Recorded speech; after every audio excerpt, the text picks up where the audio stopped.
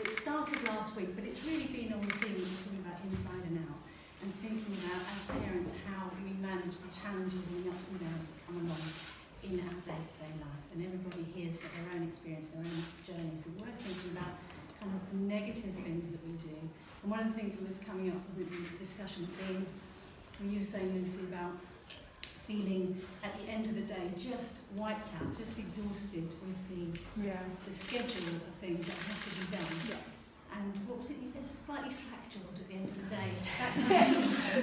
Like sitting on the sofa slack-jawed with your partner and kind of wanting, obviously knowing that you have to, have time for yourself, but you just don't have that mental space sometimes, and you kind of want to be quiet, and if the television's on in the background, that's absolutely fine.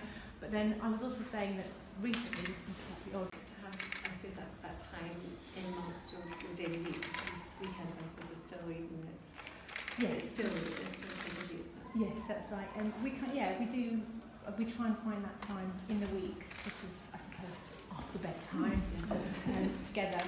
And I think the weekends we kind of my daughter's quite active, so we're just trying to get about, get a lot of the energy out. So we're not at home that much at the weekends. We're trying to sort of do that. So we are together as a family, but we do kind of give each other space as well. So, for instance, my husband likes playing football, so he